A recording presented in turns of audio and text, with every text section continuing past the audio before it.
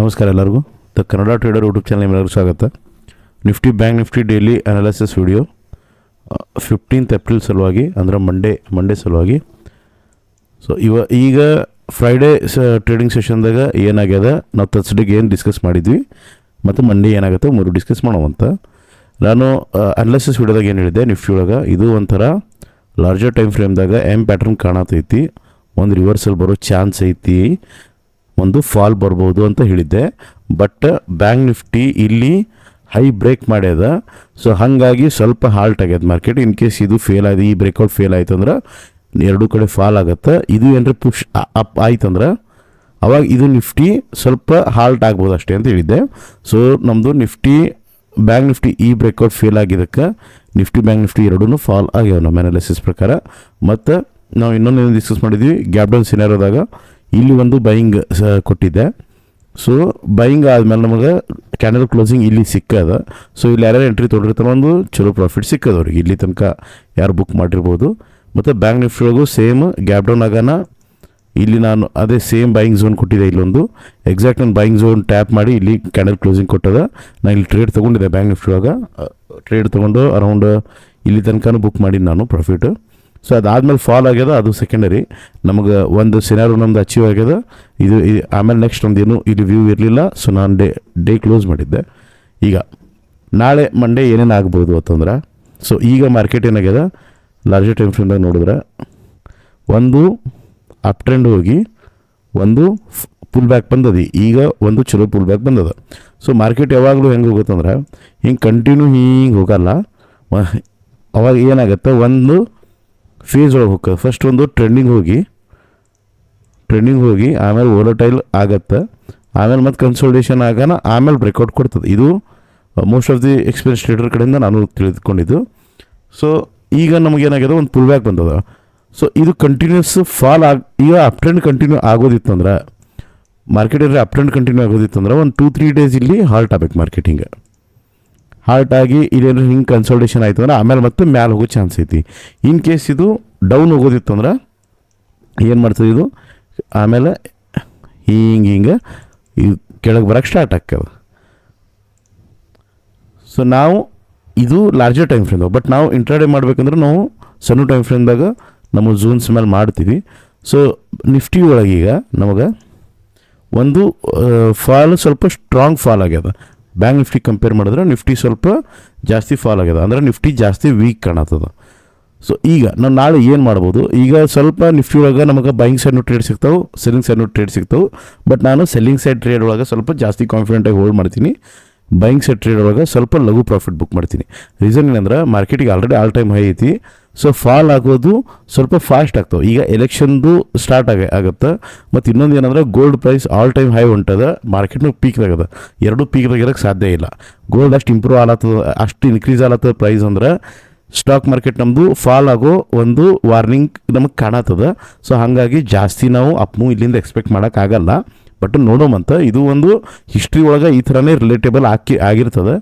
But ಈ ಸಲ ಹಿಂಗೆ ಆಗುತ್ತೆ ಅಂತ ನಮ್ಗೆ ಗೊತ್ತಿಲ್ಲ. ಬಟ್ ನಾವು ಕಾಷಿಯಸ್ ಆಗಿರಬೇಕು, ಸ್ವಲ್ಪ ಕೇರ್ಫುಲ್ ಆಗಿರಬೇಕಾಗತ್ತೆ. ಸೊ ನಿಫ್ಟಿ ಒಳಗೆ ನಾವೇನು ಮಾಡ್ಬೋದು, ನಿಫ್ಟಿ ಏನಾದರೂ ಗ್ಯಾಪ್ ಅಪ್ ಏನಾದ್ರು ಓಪನಿಂಗ್ ಆಯ್ತಂದ್ರೆ ನಮಗೆ ಗ್ಯಾಪ್ ಅಪ್ ಆದ್ರೆ ನಮಗೆ 2 ಝೋನ್ ಸಿಗ್ತಾವೆ. ಫಸ್ಟ್ ಝೋನ್ ಇದು ಪರ್ಫೆಕ್ಟ್ ಝೋನ್. ಇಲ್ಲಿ ಏನಾರು ಬಂತಂದ್ರೆ ನಾನು ಇಲ್ಲಿ ಏನಾರು ಸೆಲ್ಲಿಂಗ್ ನನಗೆ ಪ್ರಾಪರ್ ಎಂಟ್ರಿ ಸಿಕ್ತಂದ್ರೆ ನಾನು ಆರಾಮ್ ಇಲ್ಲಿ ತನಕ ಒಂದು ಹೋಲ್ಡ್ ಮಾಡ್ತೀನಿ. ಇನ್ ಕೇಸ್ ನಿಫ್ಟಿ ಒಳಗೆ ಮೊಮೆಂಟಮ್ ಸ್ಲೋ ಇತ್ತು ಅಂದ್ರೆ ಮಾರ್ಕೆಟ್ ಮೇ ಬಿ ಇಲ್ಲಿಂದನೇ ರಿವರ್ಸ್ ಆಗ್ಬೋದು. ಬಟ್ ಈ ಲೆವೆಲ್ ಸ್ವಲ್ಪ ಟ್ರಿಕ್ಕಿ ಆಗುತ್ತೆ, ಯಾಕಂದರೆ ಭಾಳ ಹತ್ತಿರ ಆಗುತ್ತೆ ಇಷ್ಟು ದೊಡ್ಡ ಗ್ಯಾಪ್ ಅಪ್ ಆದ್ರೆ. ಬಟ್ ಸ್ಟಿಲ್ ನಾನು ಇಲ್ಲಿ ಅಟೆಂಡ್ ಮಾಡ್ತೀನಿ. ಯಾವಾಗಂದ್ರೆ ಸ್ವಲ್ಪ ಮ್ಯಾಲೆ ಹೋಗಿ ಬಂದು ಇಲ್ಲಿ ಕ್ಯಾಂಡಲ್ ಸ್ವಲ್ಪ ಕ್ಲೋಸಿಂಗ್ ಕೊಡಬೇಕು ಮತ್ತು ಮೊಮೆಂಟಮ್ ಸ್ಲೋ ಇದ್ರಷ್ಟೇ ನಾನು ಇಲ್ಲಿ ಎಂಟ್ರಿ ತೊಗೋತೀನಿ. ಡೈರೆಕ್ಟ್ ರಿವರ್ಸಲ್ ತೊಗೊಳಲ್ಲ, ಅಂದರೆ ಜಸ್ಟ್ ಇಲ್ಲಿ ಇನ್ ಬಿಟ್ವೀನ್ ಬಂತಂದ್ರೆ ನಾನು ತೊಗೊಳಲ್ಲ. ಸ್ವಲ್ಪ ಹಾಲ್ಟಾಗಿ ಇಲ್ಲಿ ಸ್ವಲ್ಪ ಟೈಮ್ ಸ್ಪೆಂಡ್ ಮಾಡಿ ಬಂತಂದ್ರೆ ತೊಗೋತೀನಿ. ಇಲ್ಲಾಂದ್ರೆ ಒಂದು ಕ್ಯಾಂಡಲ್ ಕ್ಲೋಸ್ ಆದ್ರೂ ಮತ್ತೊಮ್ಮೆ ರಿವರ್ಸ್ ಆಗಿ ಬಂದರಷ್ಟೇ ತೊಗೋತೀನಿ. ಸೊ ಇದು ಯಾವಾಗ ಗ್ಯಾಪ್ ಅಪ್ ಆಗೋಣ ಸಿನಾರಿಯೋ ಹೇಳ್ತೀನಿ. ನಾನು ಬೈಯಿಂಗ್ ಸೈಡ್ ಯಾವಾಗ ಇಂಟ್ರೆಸ್ಟೆಡ್ ಇರ್ತೀನಿ, ಇನ್ ಕೇಸ್ ಗ್ಯಾಪ್ ಅಪ್ ಆಗಿ ಮೊಮೆಂಟಮ್ ಸ್ಲೋ ಆಗಿ ಬಂತು ಅಂದ್ರೆ ಇಲ್ಲೊಂದು ಬೈಯಿಂಗ್ ಅಟೆಂಪ್ಟ್ ಮಾಡ್ತೀನಿ. ಬಟ್ ಇದು ಕ್ವಾಂಟಿಟಿನೂ ಕಮ್ಮಿ ಇರ್ತದೆ ಮತ್ತು ಜಾಸ್ತಿ ಟ್ರೇಡ್ ನಾನು ಹೋಲ್ಡ್ ಮಾಡಲ್ಲ. ಸೊ ಜಸ್ಟ್ ಸ್ವಲ್ಪ ರಿವರ್ಸಲ್ ಕಂಟ್ರೋಲನ್ನು ಬುಕ್ ಮಾಡ್ಕೋತೀನಿ. ನೆಕ್ಸ್ಟ್ ಬೈಯಿಂಗ್ ಝೋನು ಇಲ್ಲ. ನೆಕ್ಸ್ಟ್ ಬೈಯಿಂಗ್ ಝೋನ್ ನಮಗೆ ಇಲ್ಲದ. ಸೊ ಇಲ್ಲಿಂದ ಫಾಲ್ ಆಯ್ತು ಅಂದ್ರೆ ಸ್ವಲ್ಪ ದೊಡ್ಡ ಫಾಲ್ ಆಗ್ತದೆ. ನಾ ಇನ್ ಬಿಟ್ವೀನ್ ಏನು ಬೈಯಿಂಗ್ ಅಟೆಂಡ್ ಮಾಡಲ್ಲ. ಸೊ EMA ರೆಸಿಸ್ಟೆನ್ಸ್ ಮೇಲೆ ನಾನು ಮೇ ಬಿ ಸೆಲ್ಲಿಂಗ್ಗೆ ಟ್ರೆಂಡ್ ಕಂಟಿನ್ಯೂಷನ್ ತೊಗೋತೀನಿ. ಸೊ ನೆಕ್ಸ್ಟ್ ಬೈಯಿಂಗ್ ಝೋನ್ ಇಲ್ಲದ. ಸೊ ಇದು ಗ್ಯಾಪ್ ಅಪ್ ಆದ್ರೆ ಮಾರ್ಕೆಟ್ ಫ್ಲ್ಯಾಟ್ ಆದ್ರೆ ಸೆಲ್ಲಿಂಗ್ ಲೆವೆಲ್ ಸೇಮ್ ಇರ್ತಾವೆ, ಬೈಯಿಂಗ್ ಲೆವೆಲ್ ಇದು ಸೇಮ್ ಇಷ್ಟೇ. ಇನ್ ಕೇಸ್ ಗ್ಯಾಪ್ ಡೌನ್ ಆಯಿತು ಅಂದ್ರೆ ಆವಾಗ ಸಿನಾರೋ ಇನ್ನೊಂದು ಇದು ಸೆಲ್ಲಿಂಗ್ ಝೋನಾಗಿ ಆ್ಯಕ್ಟ್ ಆಗ್ತದೆ. ಸೊ ನಾನು ಇಲ್ಲಿಗೆ ಸೆಲ್ಲಿಂಗ್ ಅಟೆಂಡ್ ಮಾಡ್ತೀನಿ. ಸೊ ನಿಫ್ಟಿ ಹೋಗಿ ಇಷ್ಟೇ ಅದ ಅನಾಲಿಸಿಸ್. ಸೊ ನಾನು ಮೋಸ್ಟ್ಲಿ ನಾಳೆ ಸೆಲ್ಲಿಂಗೇ ನೋಡತ್ತೀನಿ. ನಾನು ಇನ್ನು ಒಂದು ಸಣ್ಣ ಅಂದ್ರೆ ಸ್ವಲ್ಪ ರೈಸ್ ಆಯಿತು ಅಂದ್ರೆ ನಾನು ಅಲ್ಲಿಂದ ಸೆಲ್ಲಿಂಗೇ ಅಟೆಂಡ್ ಮಾಡ್ತೀನಿ ನಾಳೆ ಅಂದರೆ ಮಂಡೇ. ಸೊ ಬ್ಯಾಂಕ್ ನಿಫ್ಟಿ ಹೋಗಿ ಇಲ್ಲಿ ವೆಜ್ ಫಾರ್ಮ್ ಆಗಿತ್ತು, ಇದು ಬ್ರೇಕ್ ಡೌನ್ ಆಗ್ಯದ, ಕೆಳಗೆ ಮಾರ್ಕೆಟ್ ಪುಲ್ ಬ್ಯಾಕ್ ಆಲಾತದ. ಸೊ ಒಂದು ಟ್ರೆಂಡ್ ಲೈನು ಇದು ಬ್ರೇಕ್ ಆಗ್ಯದ. ಸೊ ಈಗ ನಮಗೆ ನಾಳೆ ಏನಾದರೂ ಗ್ಯಾಪ್ ಅಪ್ ಆಯ್ತು ಅಂದ್ರೆ ಸಿನಾರೋ ಬ್ಯಾಂಕ್ ನಿಫ್ಟಿ ಒಳಗೆ ಇಲ್ಲಿ ಗ್ಯಾಪ್ ಅಪ್ ಆದ್ರೆ ನಮಗೆ ಸೆಲ್ಲಿಂಗಿಗೆ ಇದು ಒಂದು ಪರ್ಫೆಕ್ಟ್ ಝೋನ್ ಸಿಗ್ತದೆ ಇಲ್ಲಿ. ಸೊ ಮಾರ್ಕೆಟ್ ಏನಾದರೂ ಗ್ಯಾಪ್ ಅಪ್ ಆಗಿ ಫಾಲ್ ಏನ್ರಿ ಅಂದ್ರೆ ಮತ್ತೆ ಫಾಲ್ ಕಂಟಿನ್ಯೂ ಆಯಿತು ಅಂದ್ರೆ ಹಿಂಗೆ, ಸೊ ಇಲ್ಲಿಂದ ಒಂದು ಬೈಯಿಂಗ್ ಅಟೆಂಡ್ ಮಾಡ್ತೀನಿ. ಬಟ್ ಇದು ನಾನು ನಿಫ್ಟಿದಾಗ ಹೇಳ್ದಂಗೆ ಜಾಸ್ತಿ ಹೊತ್ತು ಹೋಲ್ಡ್ ಮಾಡಲ್ಲ. ಪ್ರಾಫಿಟ್ಟು ಆದಷ್ಟು ಇಂಥಲ್ಲಿ ರಿವರ್ಸಲ್ ಕಾಣಿಸ್ತದೆ ನಾನು ಬುಕ್ ಮಾಡ್ಕೋತೀನಿ. ಸೊ ಇದು ಮಾರ್ಕೆಟ್ ಗ್ಯಾಪ್ ಅಪ್ ಆಗೋಣ ಸೆಲ್ಲಿಂಗ್ ಮತ್ತು ಬೈಯಿಂಗ್ ಸಿನಾರೋ ಹಾಕೋದು. ಇನ್ ಕೇಸ್ ಫ್ಲ್ಯಾಟ್ ಆಯಿತು ಅಂದ್ರೆ minor gap up gap down ಮತ್ತು ಫ್ಲ್ಯಾಟ್ ಆಯಿತು ಅಂದ್ರೆ ಸೊ ಆವಾಗ ನಾನು ಇಲ್ಲಿ ಒಂದು ಸೆಲ್ಲಿಂಗ್ ಅಟೆಂಡ್ ಮಾಡ್ತೀನಿ ಈ ಝೋನ್ದಾಗ.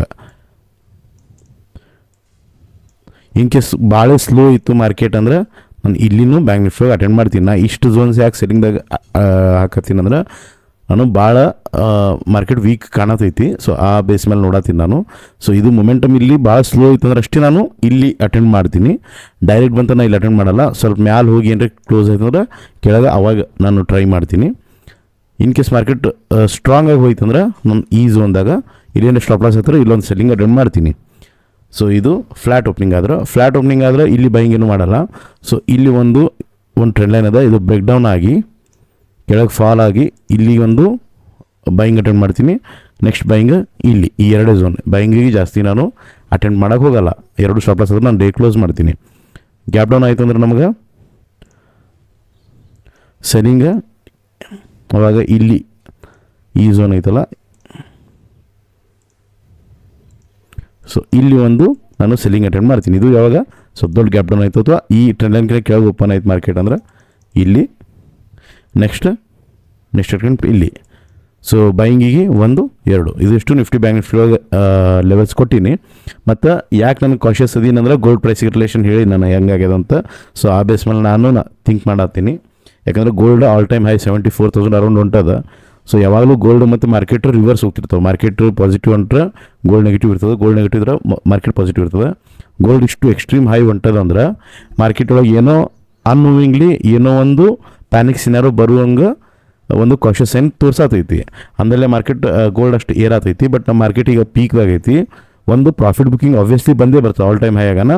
ಮತ್ತು ಗೋಲ್ಡ್ ಪ್ರೈಸ್ ಹೈ ಅನ್ನೋ ಕಾರಣಕ್ಕೆ ನಾನು ಸ್ವಲ್ಪ ನೋಡತ್ತೀನಿ ಪ್ರಾಫಿಟ್ ಬುಕ್ಕಿಂಗ್ ಒಳಗೆ ಸ್ವಲ್ಪ ಫಾಲ್ ಬರ್ತದೆ ಅಂಥೇಳಿ.